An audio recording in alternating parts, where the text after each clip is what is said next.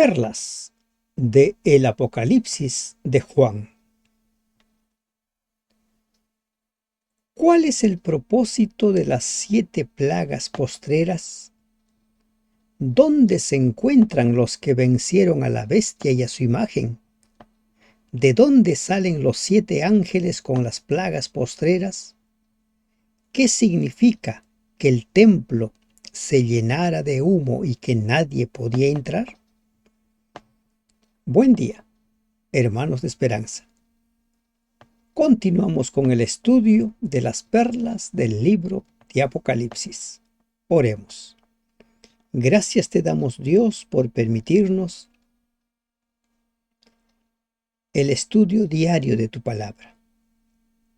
Al ingresar al capítulo 15 del libro de Apocalipsis, te pedimos, Señor, que tú nos des entendimiento, nos ayudes, Señor, a comprender cada mensaje que tú has revelado para nosotros. En el nombre de Jesús te lo pedimos. Amén. Estamos ingresando a una nueva sección del estudio del libro del Apocalipsis. Ya hemos visto 2 secciones, pero antes, continuemos compartiendo el mensaje. Permítanme no solo llegar al hogar de ustedes, sino también a sus contactos. El propósito es invitar que las personas vuelvan al estudio de la Biblia. Lamentablemente hay muchas personas que no estudian la Biblia porque encuentran muchas aparentes contradicciones o porque simplemente no lo entienden. Quienes están siguiendo el estudio diario se habrán podido dar cuenta que los textos a los cuales apelamos, los argumentos a los cuales apelamos, lo hacemos desde la declaración de 2 de Pedro 1:20. La Biblia no es de interpretación privada. Ingresemos al estudio de este capítulo 15, los ángeles con las 7 plagas postreras. ¿Cuál es el mensaje para nosotros? Miren, el libro de Apocalipsis está dividido en 3 grandes secciones. Los capítulos 1 al 11 tratan acerca de temas relacionados con la historia, temas históricos. Los capítulos del 12 al 14 son prácticamente el tema central, la parte central del Evangelio. Allí encontramos nosotros los temas relacionados con el tiempo del fin. Y de los capítulos 15 al 22, con el cual estamos iniciando hoy nuestro estudio, los temas van desde el juicio hasta la nueva Jerusalén, hasta el establecimiento del reino eterno de Dios. En la tercera parte, la visión profética va más allá del tiempo terrenal de los caídos. Por primera vez, Dios impulsará la historia en forma directa y excepcional. La experiencia es absolutamente nueva para Babilonia, al igual que para Jerusalén. La ira de Dios alcanza proporciones inimaginables. La destrucción nunca ha sido tan completa y drástica. El Apocalipsis habla de un terremoto como no lo hubo jamás desde que los hombres han estado sobre la tierra, dice Apocalipsis 16:18. Y el poder creador de Dios nunca ha sido tan intenso, ni la transformación tan profunda. Yo hago nuevas todas las cosas, promete el Dios del Apocalipsis, Apocalipsis 21:5. Este gran avance divino en la historia humana saldrá del oriente, Apocalipsis 16:12, en muchos aspectos similar al dañino viento del Medio Oriente. que devora todo, como dice Ezequiel 17:10, o el amanecer que ilumina el nuevo día. Ingresemos al versículo 1. Vi en el cielo otra señal, grande y admirable. ¿Y qué ve? 7 ángeles que tenían las 7 plagas postreras, porque en ellas se consumaba la ira de Dios. Antes de que algo de esto ocurra, Juan nos hace retroceder al contexto litúrgico del tiempo celestial. La visión profética se extiende más allá de las 7 copas de la victoria final de Dios. Miren, ¿qué es lo que estamos encontrando en este versículo 1? Dice, vi en el cielo otra señal grande y admirable. ¿Qué es lo que ve el apóstol? 7 ángeles. ¿Y qué tienen estos 7 ángeles? Tienen las 7 plagas postreras. Y en ellas se consumaba la ira de Dios. El propósito de estas plagas es consumar la ira de Dios. La segunda venida de Cristo se realiza después del derramamiento de las 7 plagas postreras. Hemos ido viendo, por ejemplo, cuando se abre el 6º sello, Cristo viene y ese 6º sello tiene una pregunta: ¿quién podrá sostenerse en pie? Y hay una respuesta: todos los que son sellados, ellos se mantendrán en pie. La 7ª trompeta, de la misma manera, anuncia la segunda venida de Cristo. Hay silencio en el cielo. Y así hemos ido nosotros viendo cómo es que cada secuencia termina con la segunda venida de Cristo. Al igual que en el capítulo 14, ahora el apóstol Juan nos permite ver a los vencedores. Con esto el apóstol nos asegura que el remanente, el pueblo de Dios, va a vencer, por más intimidante que pueda resultar la bestia y la imagen que se levanta por medio de la bestia que sale de la tierra. Pueden ser poderosos, pero Cristo ha vencido sobre ellos. Dice el versículo 2, vi también como un mar de vidrio mezclado con fuego, y a los que habían alcanzado la victoria sobre la bestia y su imagen, y su marca y el número de su nombre, en pie sobre el mar de vidrio con las arpas de Dios. Pone a un lado a los 7 ángeles que tienen las 7 plagas postreras, y ahora el apóstol nos habla de los vencedores.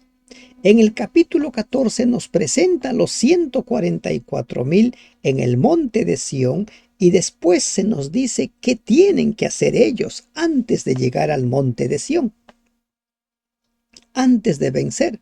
De la misma manera, en este capítulo 15 se nos presenta a los vencedores, y después en el capítulo 16 se nos presenta por qué etapa de la historia de la humanidad van a atravesar. Ellos van a atravesar el periodo de las 7 plagas postreras. Las plagas no caen sobre ellos, como las plagas de Egipto no cayeron sobre los israelitas. Entonces el apóstol ve primero un mar tranquilo como el cristal. Una imagen ya encontrada en el contexto del templo y que representa las aguas primarias en el proceso de la creación. La siguiente escena nos transporta hasta la inmensa multitud de los redimidos. ¿Y qué hacen estos redimidos? Y cantan el cántico de Moisés, siervo de Dios, y el cántico del Cordero, diciendo: grandes y maravillosas son tus obras, Señor Dios Todopoderoso. justos y verdaderos son tus caminos, Rey de los santos. ¿Se han dado cuenta que en la adoración celestial que vimos en el capítulo 4 y el 5, luego los redimidos que están allí delante de Dios en el capítulo 7, el capítulo 14 y ahora el capítulo 15, siempre hay música de adoración, himnos de alabanza? Y aquí vale la pena que nos preguntemos, ¿qué tipo de alabanza es el que se eleva hacia Dios? ¿Esa alabanza tendrá alguna relación con las alabanzas que nosotros presentamos hoy en día? ¿Tendrán alguna relación, algún propósito? Cuando hemos estudiado el libro de Segunda de Crónicas y nos encontramos con David, vimos que David había fabricado instrumentos exclusivos para la adoración en el templo. Había conformado 2 coros y a cada coro, ¿no?, les puso un director y se nos da los nombres de ellos. La adoración, la música en el templo, en el santuario terrenal y ahora, como vemos, en el santuario celestial, forma parte del centro de la adoración. Esa es una perla que hay que tenerlo muy en cuenta. Y cantan el cántico de Moisés, siervo de Dios. ¿Qué nos recuerda ese cántico de Moisés, siervo de Dios? Nos recuerda la victoria del pueblo de Dios sobre el poderoso ejército egipcio cuando cruzan el Mar Rojo. ¿Y qué dicen en su alabanza? ¿Quién no te temerá, oh Señor, y glorificará tu nombre? Pues solo tú eres santo, por lo cual todas las naciones vendrán y te adorarán, porque tus juicios se han manifestado. Los juicios de Dios demostrarán que todo lo que Dios ha hecho es justo. La misma gente, los mismos redimidos, incluso los mismos que se pierden, van a reconocer que los juicios de Dios son justos. El profeta ve a los redimidos como los antiguos israelitas del Éxodo, de pie junto a las aguas, cantando el cántico de Moisés y celebrando la victoria de Dios sobre los enemigos de Israel. Y aquí encontramos otra perla más. Volvamos al versículo 2. Miren lo que dice: los que habían alcanzado la victoria. Tenemos que desterrar de nuestra mente aquella idea de que somos débiles y que no podemos vencer. Dios hace de nosotros vencedores. Solo los vencedores reciben la corona de la vida, no los que intentaron ser buen cristiano, no los que usaron la Biblia para conveniencias particulares, los vencedores. Y ellos están donde, en el mar de vidrio, adorando, alabando. Eso es lo maravilloso del libro de Apocalipsis. Nos presenta al pueblo victorioso, a ese pueblo que entregó su vida al Señor. Y Cristo es el que va delante de ellos. La sangre de Cristo hace posible que ellos sean vencedores. El profeta, ¿no?, ahora nos hace retroceder en la visión. Miren a dónde nos vuelve a llevar en el versículo 5. Después de estas cosas miré, y he aquí fue abierto en el cielo el templo del tabernáculo del testimonio. ¿Qué hemos visto en el cuadro anterior? A los que han vencido. Pero cuando se van a derramar las plagas, todavía estos vencedores están en la tierra.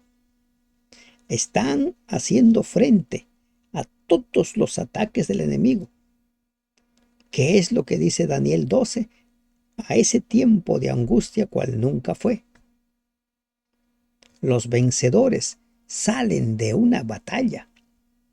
Por eso son vencedores. No hay vencedores donde no hay batalla.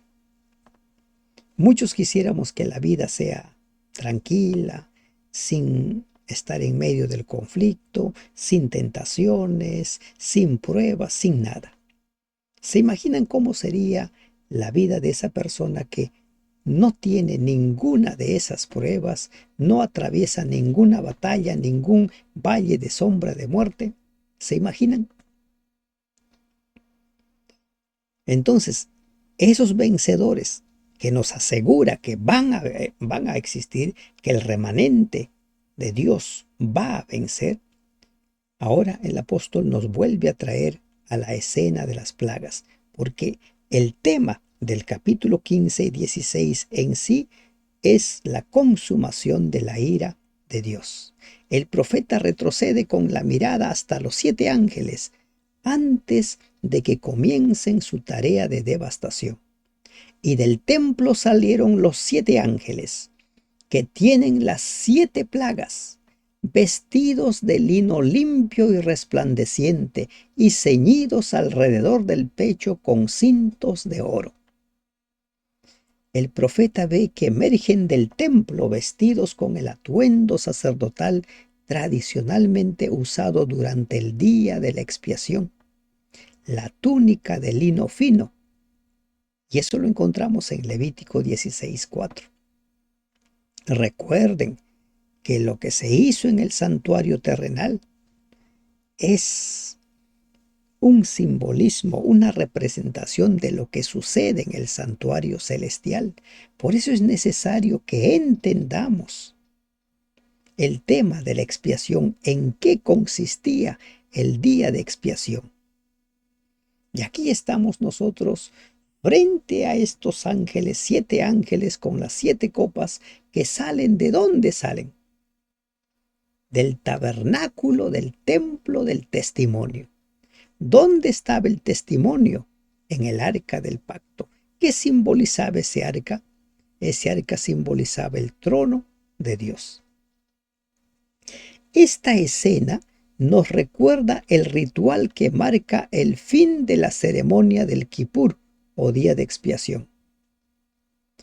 En Levítico 16:17 dice que ningún hombre estará en el tabernáculo de reunión cuando él entre al hacer la expiación en el santuario, hasta que él salga y haya hecho la expiación por sí, por su casa y por toda la congregación de Israel. Nadie debía estar allí. ¿Y quién es el que entrega estas copas de la ira de Dios a estos 7 ángeles? Y uno de los 4 seres vivientes dio a los 7 ángeles 7 copas de oro, llenas de la ira de Dios que viven por los siglos de los siglos. ¿Se han dado cuenta ustedes que estos 4 seres vivientes son colaboradores del Señor? ¿Se han dado cuenta? Son los colaboradores. Cuando se abren los sellos están allí presentes. Y ahora volvemos a encontrar nuevamente a ellos. Dice que los ángeles son espíritus ministradores. Hebreos capítulo 1, capítulo 2. Y de hecho, nos dice el versículo 8, cuando termina sus funciones el sumo sacerdote Cristo Jesús, recuerden Hebreos capítulo 7, 8 y 9.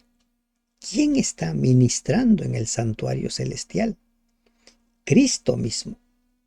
Y cuando Él termina su obra, dice el versículo 8, y el templo se llenó de humo por la gloria de Dios y por su poder, y nadie podía entrar en el templo hasta que se hubiese cumplido las 7 plagas de los 7 ángeles.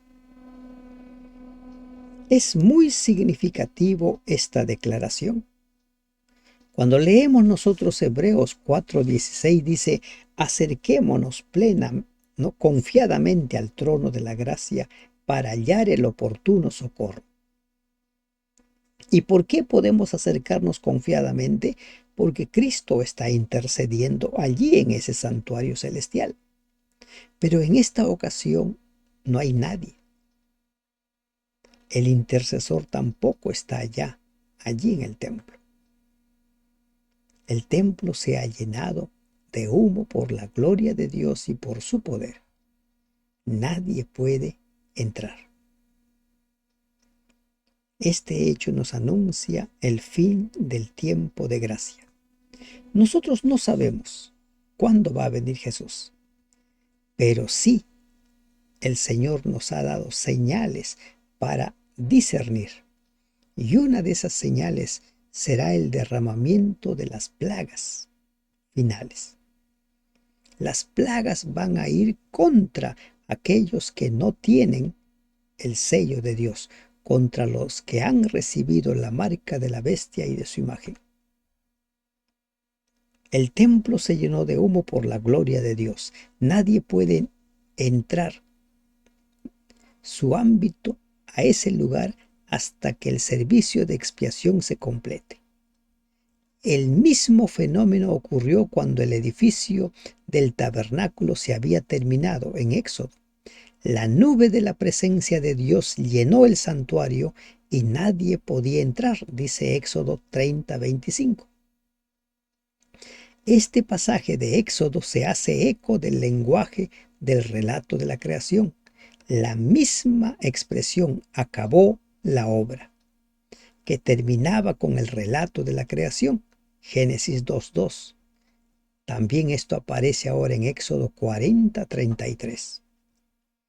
El fin de la construcción del santuario es paralelo con el fin de la creación del mundo. Dios honra ambos momentos con su presencia.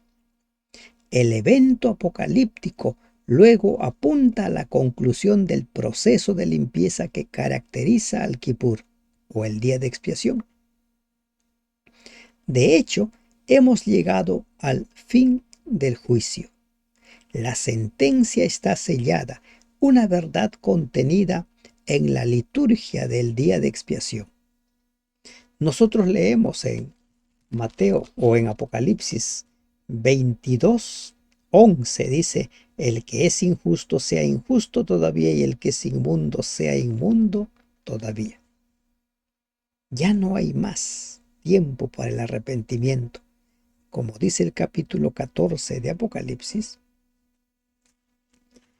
la mies y las uvas están maduras, tanto para la cosecha como para la vendimia.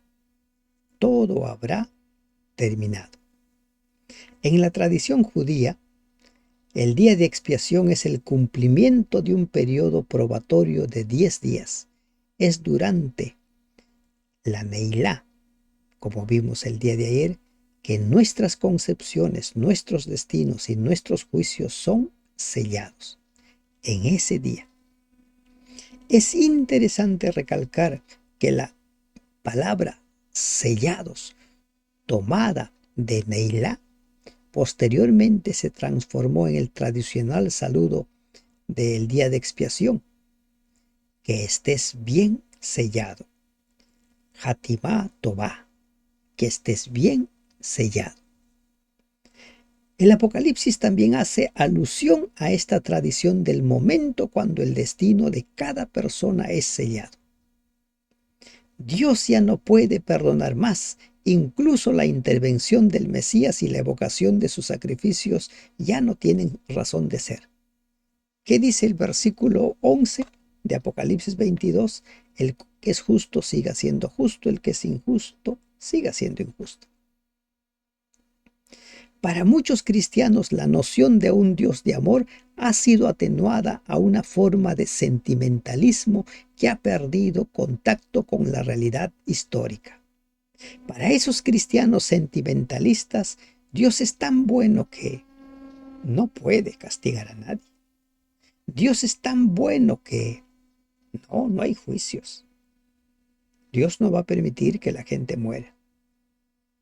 Para muchos, de estos, lamentablemente la existencia de un juicio es real.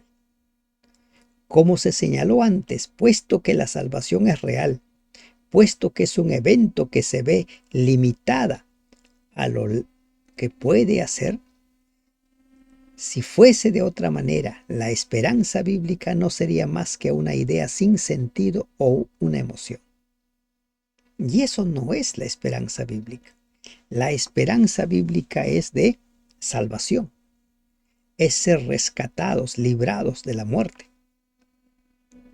La negación de Dios a intervenir después de terminado el momento no es que Dios ya no quiera, sino que la mies está madura, las uvas están maduras para ser cosechadas. Esta negación de Dios de intervenir después de que se terminó todo indica la realidad de su existencia y de su accionar en la historia. Todos los eventos históricos son finitos y limitados por el tiempo y las circunstancias. Además, podemos explicar en el ámbito humano la negativa de Dios a intervenir después de terminado el momento, después de cerrado el tiempo de gracia. El patrón de nuestras acciones y nuestros pensamientos con el tiempo consolida nuestro destino. El sello de lo alto no es más que el conocimiento de que no hay marcha atrás. No es que Dios nos cierre las puertas, sino que nosotros hemos tomado la decisión de darle la espalda al Señor. Al pecar constantemente llegamos a un punto sin retorno. Y cuando se llega a ese punto sin retorno, ya no pedimos perdón. Dice Jesús que los tiempos finales serán como los tiempos de Noé. ¿Y qué dice el Génesis? Que el pensamiento del hombre era de continuo al mal. De continuo al mal. Ese mismo principio aparece en el Apocalipsis en forma proverbial. ¿Qué dice Apocalipsis 22:11? El que es injusto, sea injusto todavía. Y el que es inmundo, sea inmundo todavía. Y el que es justo, practique la justicia todavía. Y el que es santo, santifíquese todavía. Todo está decidido. Los dos grupos están completamente definidos. Ya no hay el peligro, no existe el peligro de arrancar el trigo al intentar sacar la cizaña. Los grupos han quedado completamente bien divididos. Por eso es que las plagas caen sobre los que tienen la marca de la bestia. Algunas de las próximas 7 plagas concluyen con la desoladora observancia del profeta. ¿Qué dice? Apocalipsis 16:9 y también el 16:11 y 21. Y no se arrepintieron para darle gloria. Los corazones están endurecidos. Han blasfemado contra el Espíritu Santo y ya nada los mueve. Cualquier temor o cualquier especulación de nuestra parte acerca del tiempo de este sellamiento queda fuera de lugar. El día y la hora nadie lo sabe, pero sí hay señales. Todavía no estamos en ese día. Y el mismo hecho de que nos preocupe implica que todavía el Espíritu Santo está trabajando en nosotros para invitarnos al arrepentimiento. El día cuando ya no haya más esperanza será el día en que elijamos no tener más esperanza. El Apocalipsis acaba de describir la ira de Dios como el gran lagar que pulveriza las uvas y las convierte en sangre. Nuestro pasaje ahora cumple la visión. El vino de la ira de Dios ahora se vierte del gran lagar a las copas del mundo. El lenguaje otra vez aquí es simbólico.